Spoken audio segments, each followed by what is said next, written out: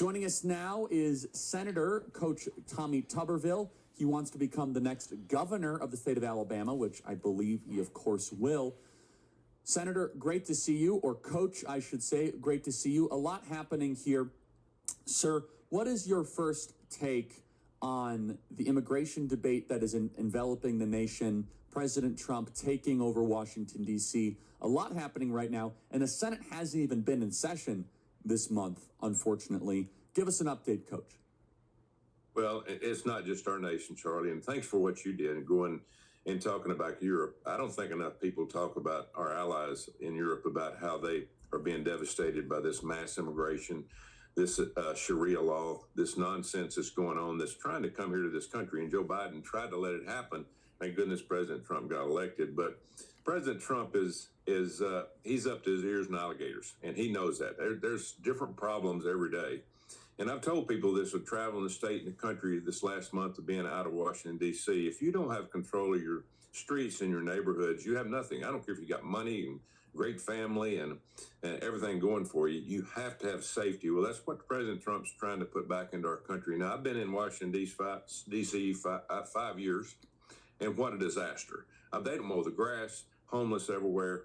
I could have made several citizens arrest myself of watching nonsense go on. I've been accosted out exercising up and down the mall there in Washington, D.C. We're in trouble. The country's in trouble. Thank God for President Trump and him pulling the situation of bringing more law enforcement, which is our National Guard, to cities. We're going to need to do that. These have they have no idea of what to do, because they are trying to destroy our country from within. Yes, he is. And so I fully support President Trump's takeover of Washington, D.C. I think he should do the same in Chicago and then in other cities. It truly is anarchy. So Coach, now let's talk about the visa overstays. So this is something I know that you're passionate about. It's a huge component about the immigration debate. What should people know about this in particular?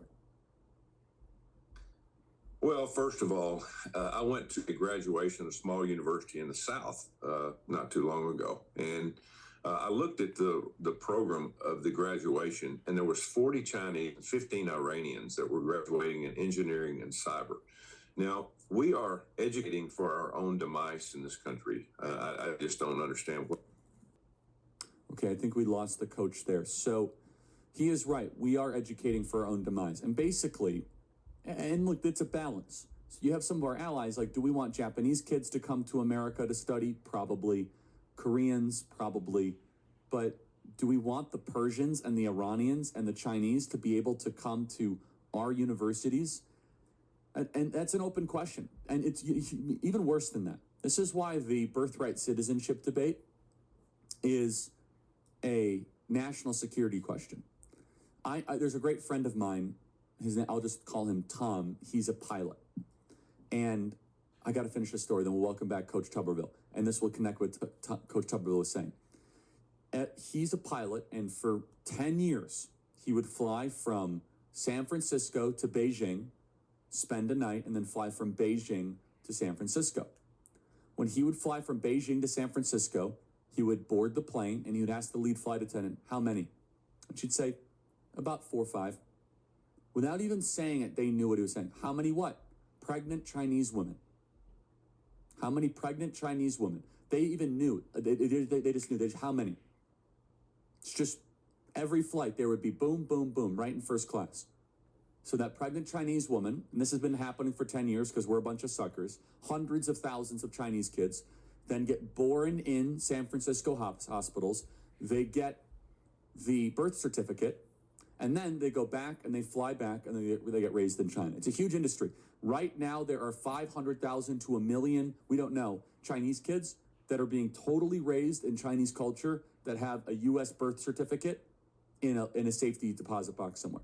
Coach Tuberville continues this. Coach Tuberville, make the argument then about the Chinese Communist Party, this little graduation you went to, and why are we as a nation putting up with this? Well, because we got our eyes closed. We're afraid we'll upset somebody, the Democrats, this is their agenda. They could care nothing about our country. It worries me because they have no agenda. Only thing they're doing is they're playing Pied Piper and going around in a circle, and they're following each other because the only thing that they understand and believe in is power and control.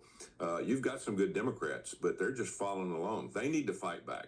They need to fight back against their cohorts, but they're not going to do it. They're the ones that I really hold accountable. You've got crazies out there, and then you got moderate Democrats that could be fighting back against all this nonsense, but they're not doing it. So, you brought up about the citizenship situation. I've got a buddy that's been for 15 years a doctor down in Laredo, Texas, and every week they have from across the border, from people from all over the world, come sit at a Walmart in Laredo that are pregnant. They go, and once they become into labor, they go into the hospital and they push these they give these babies citizenship in the United States for America. It's wrong. I'm hoping that the Supreme Court steps up here in the near future.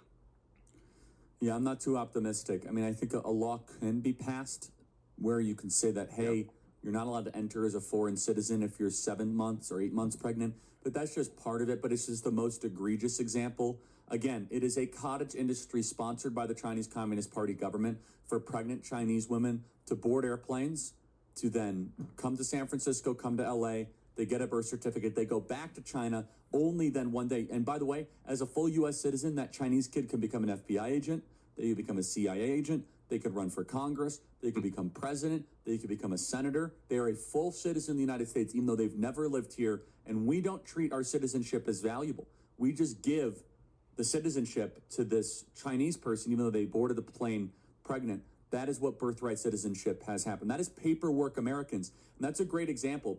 Is that kid right now being raised in China, even though he has a United States passport and birth certificate? Is he an American? Of course not. He's being raised in China. He doesn't speak English. He might speak English because I'll teach it to him. He speaks Mandarin. And that guy's not an American. But according to the left, that guy's an American, even though he's being raised in Wuhan or Beijing. Coach, just in a couple minutes here, what is going on with this blue slip operation? Chuck Grassley, who I have a lot of great respect for, why is he so off the mark here on this? Why should we give pocket veto power to Democrat senators to stop us from getting the U.S. attorneys that the American people voted for? Well, our forefathers came up with this, Charlie, back when we thought people would be fair, everything would be fair and open, and it's not anymore. We've seen that our elections are bogus. A lot of places, they're stacked the deck, especially these blue states. You're not ever going to have a one or even two United States senators from a blue state. And so it's come to the point now, if we're ever going to be able to help the citizens of these blue states, because it's obvious that the senators from those states aren't going to allow common sense judges to go into those positions. We need to allow the White House to vet the people that they think would fit in those positions. Now, we had a judge in Tennessee just like 2 years ago that they went around Marsha Blackburn and Bill Hagerty and said, we're going to appoint this judge. It happens all the time. President Trump's just going to need to step to the plate and say, I respect you, Senator Grassley, but this is the way we're going to do it. I think we're going to have to do that. We're going to have to make some tough decisions that maybe some people might not like, but at the end of the day, it's for the majority and for the entire United States of America, because our justice system, as you know, Charlie, is going to hell in a handbasket. Well, I understand. And by the way, congratulations now on the official national championship in 2004. I remember watching that team. That team, sir, was one of the most fun college football teams I have ever seen. If I remember correctly, it was Cadillac Williams. Is that right? And yeah, Ronnie Brown. Let me think. Jason Brown. Yeah, Jason Campbell. Yep, that's you guys.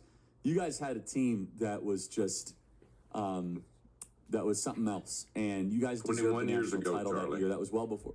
Yeah, that's right. 21 years ago. That's back when we had that goofy BCS system where a bunch of cheaters were able to become national champions. Exactly. Coach, great to see you. Thank you so much.